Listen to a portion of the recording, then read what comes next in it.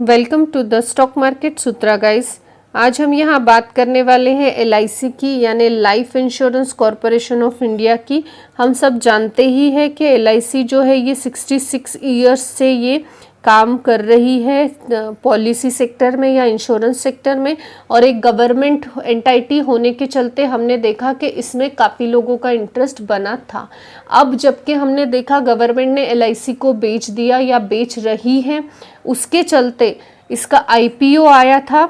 जुलाई महीने में ही हमने इसका IPO हमें देखने को मिला था, और इस IPO यानी ये IPO बहुत बड़ा था, अच्छा था, बट गवर्नमेंट के ही एक छोटे से रॉन्ग डिसीजन के चलते हम कह सकते हैं कि IPO को बिल्कुल भी अच्छा रिस्पांस नहीं मिला। गवर्नमेंट की MPC की बैठक और रेट हाइक, ये वाली न्यूज़ बीच में ही आ गई थी, उसके चलते हमने देखा कि LIC की IPO को अच्छा रिस्पांस देखने को नहीं मिला है। अब LIC का अगर हम शेयर पैटर्न, चार्ट पैटर्न निकालेंगे यहाँ पे, तो आप देख सकते हैं LIC जो है ये जब से लिस्ट हुई है तब से कंटिन्यूसली लो ही परफॉर्मेंस इसने दिखाया है। एक बार भी हमें अपग्रेडेड परफॉर्मेंस देखने को नहीं मिला। एक महीने का भी चार्ट पैटर्न देखेंगे आप तो भी लो है, 6 मंथ देखेंगे तो भी लो है, 1 ईयर आप निकालो तब भी इसका परफॉर्मेंस जो है ये लिस्टिंग से नीचे ही देखने को मिल रहा है। एक बार भी इसमें फ्लक्चुएशन अप की तरफ देखने को हमें नहीं मिली। लिस्टिंग से लेके अब तक ही 32% से हमें लो ही देखने को मिला है।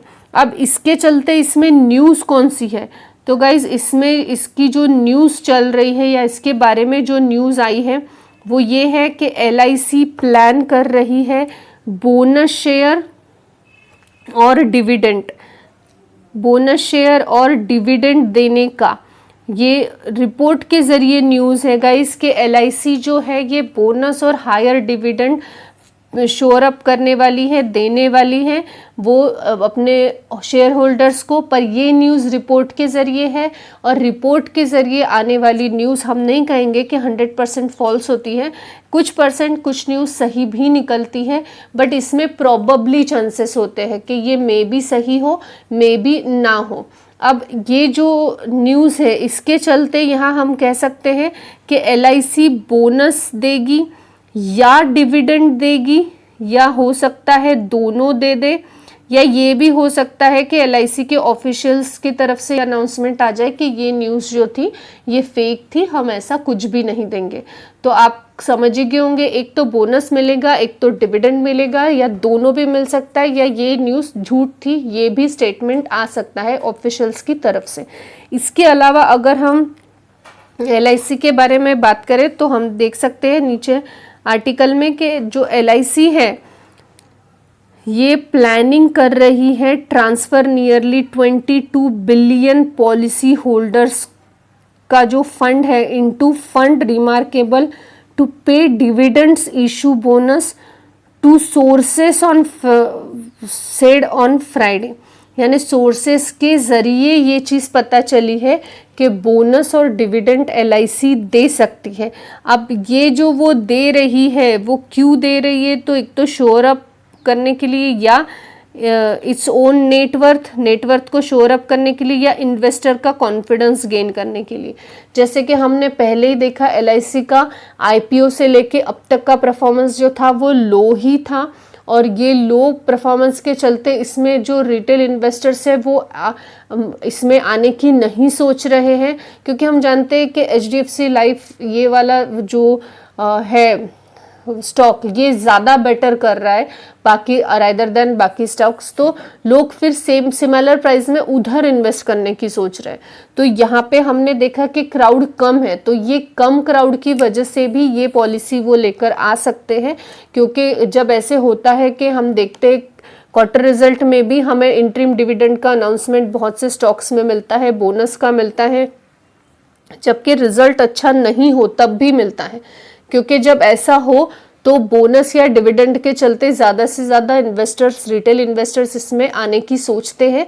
इसके चलते जो है ये बहुत बार हम इस तरह के न्यूज़ हमें देखने को मिलते हैं। तो LIC का भी हो सकता है, इट्स नॉट श्योर कि ऐसा ही होगा, बट हो सकता है कि यही प्लानिंग के थ्रू वो बोनस या डिविडेंड या दोनों भी ला सकते हैं, या ये भी हो सकता है कि रिपोर्ट के ज़रिए कि ये न्यूज़ झूठ है, हमें ये भी पता चल सकता है।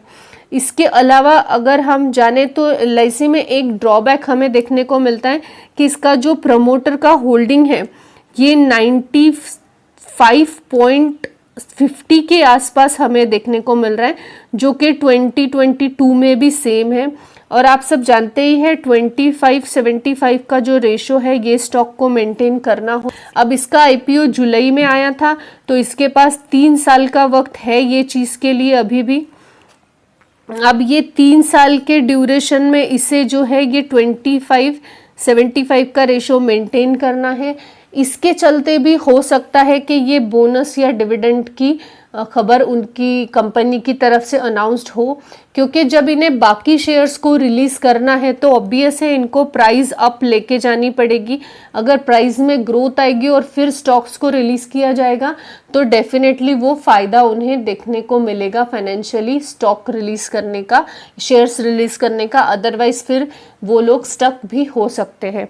तो गाइज़ हो सकता है कि ये न्यूज़ जो सोर्सेस के थ्रू आ रही है ये सही हो, या ये भी हो सकता है कि ये न्यूज़ सही ना हो। ये भी हो सकता है कि सिर्फ बोनस दे, ये भी हो सकता है कि सिर्फ डिविडेंड दे, या दोनों भी दे दे या कुछ ना दे। तो आप इस बात को याद रखते हुए चलना। अब ये इसमें बाकी जो है ये नॉर्मल डिटेल्स है, तो आप ये इसको पढ़ सकते हो गूगल में जाकर। जितनी इम्पॉर्टेंट बातें थी वो मैंने आपको बता दी। एक डिस्क्लेमर मैं ज़रूर देना चाहूँगी कि किसी भी स्टॉक में बोनस, बाईबैक, स्प्लिट या डिविडेंड के चलते एंटर नहीं करना है, स्टॉक नहीं बाय करना है। अगर वो स्टॉक का फंडामेंटली वो स्ट्रॉन्ग है, बिजनेस उसका अच्छा है, फ्यूचर में बिजनेस की ग्रोथ है, अगर ऐसा हमें लगता है तो ही वो स्टॉक में जाना है। सिर्फ बोनस दे रहा है कोई स्टॉक, कोई डिविडेंड हो रहा है, उसमें स्प्लिट हो रहा है, इसके चलते कभी भी किसी भी स्टॉक में हमें एंटर नहीं करना चाहिए। रही बात LIC की, तो हमने देखा ही है कि जो LIC का परफॉर्मेंस है लिस्टिंग से लेकर तो अब तक का परफॉर्मेंस ये हमें पूरा निगेटिव में ही देखने को मिल रहा है। करीबन हमने देखा कि इसमें 32% जो है ये माइनस में ही है लिस्टिंग से लेकर अब तक के। तो only on the basis of dividend and bonus हमें इसमें एंटर करना नहीं चाहिए। हाँ, अगर ये इसके क्वार्टर रिजल्ट्स में अच्छी ग्रोथ दिखाएगा तो हम कह सकते हैं कि फाइनेंशियल्स अच्छे हैं, तो हम इसमें एंटर करने के बारे में सोच सकते हैं। वैसे भी इसका जो रेशो है वो 75-25 न होने की वजह से हम ये भी कह सकते हैं कि ओवर वैल्यूड स्टॉक ये फिलहाल देखने को मिल रहा है। आई होप गाइज आपको इन्फॉर्मेटिव लगी होगी। Thanks for watching.